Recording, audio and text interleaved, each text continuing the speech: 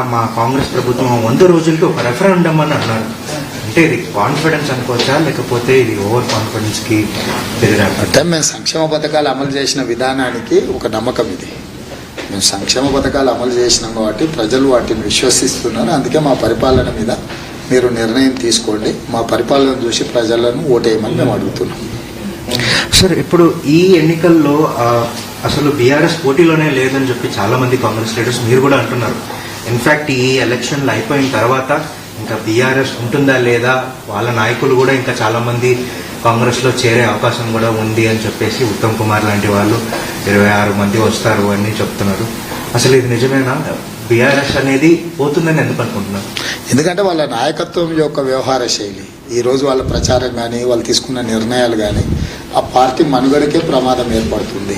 కాబట్టి జరుగుతున్న పరిణామాలను చూసి రాజకీయంగా ఒక అంచనాకు వస్తాం. ఆ అంచనాతోనే ఆ పార్టీ ఎక్కువ కాలం మనుగడ సాధించదు.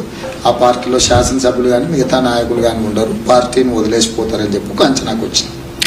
సార్, ముఖ్యమైనది ఇప్పుడు మీరు ఎక్కువ సీట్లు కాంగ్రెస్ కి తెలంగాణ ప్రజలైతే ఇస్తే కనుక పార్లమెంట్లో తెలంగాణకు ఉన్న సమస్యల మీద మీరు ఎలా ఫైట్ చేయబోతారు? ఫైట్ చేయాల్సిన అవసరం లేదు, మాదే ప్రభుత్వం ఉంటుంది కదా, నిర్ణయాలు తీసుకుంటాం. గతంలో 2014 రాష్ట్ర పునర్విభజన చట్టంలో పొందుపరిచిన అంశాలను అన్నిటిని కూడా నిర్ణయాలు తీసుకుంటాం. ఇంకా తెలంగాణకి ఏమేమి అవసరం ఉందో వాటన్నిటి మీద కూడా కేంద్ర ప్రభుత్వం నుంచి అనుమతులు కానీ నిధులు కానీ తెచ్చుకోవడం జరుగుతుంది.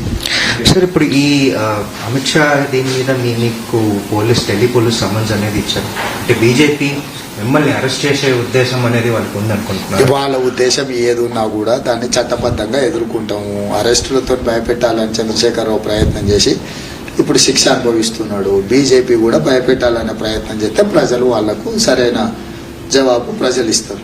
సార్, చివరి ప్రశ్న, ఈ 100 రోజుల్లో 6 గ్యారంటీలు అమలు చేసేది ఒక మీ నినాదం. కాకపోతే ఇప్పుడు ఆగస్టు 15వ తారీఖు హరీష్ రావు గారు కూడా ఛాలెంజ్ చేశారు.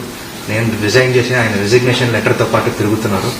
సో ఆగస్టు 15వ తారీఖు ఈ ఛాలెంజ్ ని మీరు తీసుకుని డెఫినెట్ గా ఇవి ఇంప్లిమెంట్ అవుతాయి అనుకుంటున్నారా? ఈ ఛాలెంజ్ చర్చ రైతు రుణమాఫీ గురించి. రైతు రుణమాఫీ చేయలేరు అన్నారు. నేను 15 ఆగస్టు లోపల చేస్తాను అని నేను చెప్పిన. 15 ఆగస్టు లోపల చేస్తే ఆయన రాజీనామా చేస్తాను అంటే నువ్వు రాజీనామా పత్రాన్ని సిద్ధం చేసుకో, 15 ఆగస్టు లోపల రైతు రుణమాఫీ చేతి తీరుతామని చెప్తాను. నీ ద్వారా కూడా మళ్ళీ హరీష్ రావు గారు సూచన చేస్తున్నా, 15 ఆగస్టు లోపల రైతు రుణమాఫీ చేసి తీరుతాము. రైతు భరోసా పథకం కూడా మే 9th లోపల వేస్తామన్నాం. మే 6 తారీఖే వేసి చూపించిన, మొత్తము 100% క్లియర్ చేసినాము.